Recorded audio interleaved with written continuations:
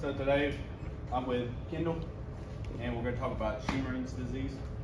So today's objectives, we're going to define and analyze the pathology of Scheuermanns disease, identify the possible causes and contributing factors, review the possible clinical manifestations and functional limitations, review tests and measures used for diagnosing Scheuermanns disease, differentiate Scheuermanns disease from similar pathologies and conditions, and then outline the rehabilitation process for successful outcomes. What is Scheuermanns? Scheuermanns is a condition characterized by hyperkyphosis, which is an excessive outward curvature of the spine, which usually affects the thoracic spine region. A hallmark of Scheuermanns disease is an anterior wedging of the vertebral bodies. This must be wedging of more than 5 degrees in 3 or more vertebral bodies. And then schmoral nodes, which may be present, and these are small herniations of intervertebral disc into the vertebral bodies. Alright, so for the pathomechanics, the exact cause for this condition is still undetermined.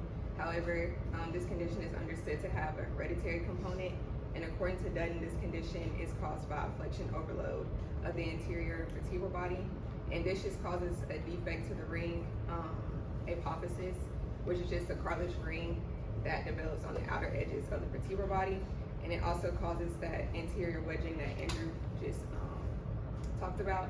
And as you can see in the picture, this is what the normal vertebrae looks like versus with this condition, it's more curved and has a wedge shape. It can be caused by weakened vertebral end plates, insufficient blood supply to the groin bone, or muscle abnormalities. So some clinical manifestations is one visible sign, which is hunchback appearance, which is just kyphosis. And then patients may experience decreased flexibility. Scoliosis will appear in some cases. Tight hamstrings due to overcompensation to the spinal informality, and then tenderness with palpation. And then symptoms will be pain reported with thoracic extension and rotation, pain at the apex of the curve, aching sensation in the upper back. Then with functional limitations, most of these are just going to be due to pain and decreased range of motion and flexibility. So you'll see decreased flexibility with increased stiffness, limited activities that involve extension and rotation, decreased participation in physical activities, decreased standing and sitting time due to the pain, and difficulty with bending over and lifting items. So tests and measures. The first will be a postural assessment. This is usually one of the first steps, really focusing on the kyphotic assessment. Palpating is used to assess tenderness around the thoracic spine region. Lateral radiographs will provide a clear view of the spine structural changes, looking for things like rigid hyperkyphosis, anterior wedging, schmoral nodes, and then some active range of motion, forward bending, backwards bending, side bending. And then Adams forward bend test, which is usually used for scoliosis, which is you'll see sometimes with Scheuermanns disease, but in the forward bending posture, you'll be able to really see the kyphosis. Okay, so differential diagnosis. You got postural kyphosis, hyperkyphosis, post-surgical kyphosis, ankylosing spondylitis, and scoliosis. So with postural kyphosis, this is usually it'll correct when you lay down, where Scheuermanns won't. Hyperkyphosis from other disease, this is like osteoporosis, muscular dystrophy, or some neuromuscular disorders that may present with hyperkyphosis. And these are due to underlying disease that weakens the spine or muscles that surround the spine, rather than the structural changes of Scheuermanns disease. Post-surgical kyphosis, just kyphosis after a surgery. Ankylosing spondylitis is a chronic inflammatory condition that can lead to spinal fusion and rigidity, which causes kyphosis, which there is a widespread inflammation that primarily affects the sacroiliac joints and lumbar spine first before progressing to the thoracic region. And then scoliosis, which is lateral curvature, but this may also coexist with Scheuermanns disease. Right, for the rehabilitation process, it's broken down by maximum, moderate, and minimal. So in the maximum protection phase, you really just want to focus on educating your patient on their posture, making sure they're not just making the condition worse. You want to incorporate some form of bracing that they can utilize during physical therapy. You want to control the pain, do some joint manipulations, stretching, and isometric muscle strengthening. Then during the moderate protection phase, just continue the patient education, the bracing, continue therapy, and increase their strength and flexibility, and focus on segmental and global exercise for stability. Then with minimal, we know the goal here is to return to full function. So just continuing patient education, enhancing muscle function and strength, and improving their endurance and coordination. Then with the potential outcomes for this, we should see significant decrease of thoracic back pain. Their posture should be improved with less curvature of their thoracic vertebrae. Prevention of progression, increased flexibility of the spine and torso, increased strength, and better tolerance for physical activities. And this is just the overview of everything we went over today. So Scheuermanns disease is causes hyperkyphosis with vertebral wedging. It primarily affects the thoracic spine, leading to a hunchback posture. Symptoms include pain with thoracic extension and reduced flexibility. Functional limitations include difficulty bending, lifting, and sitting for long periods of time. Treatment includes postural education, pain management, bracing, and strengthening, and the goal is to restore full function and improve strength. These are our references. Any questions?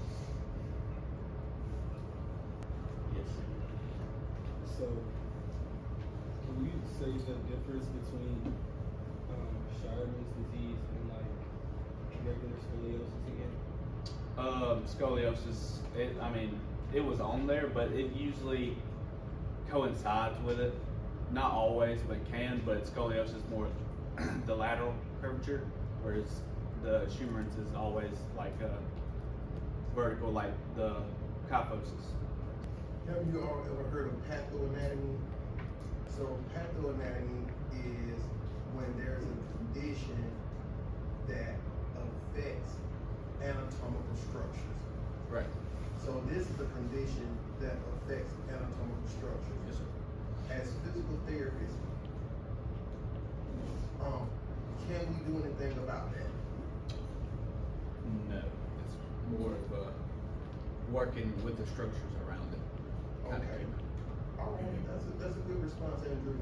So whenever our patient is sent to us with conditions that entail pathoanatomy, we must be able to educate the patient that this is a condition that impacts your anatomical structures. As PTs, we cannot go in and change what's going on pathoanatomy-wise. For example, if a patient is sent to us with rheumatoid arthritis, that's a condition where pathoanatomy is in play.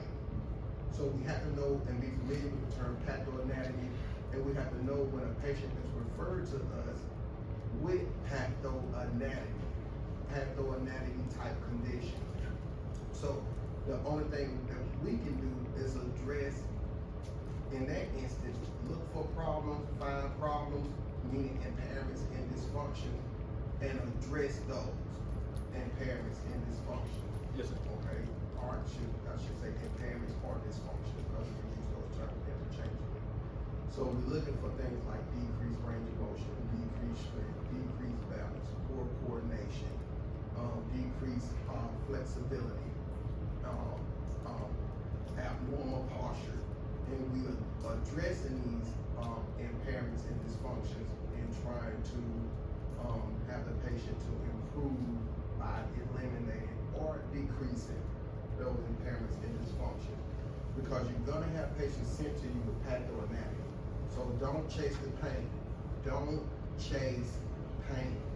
All right. Always work on function and improving function.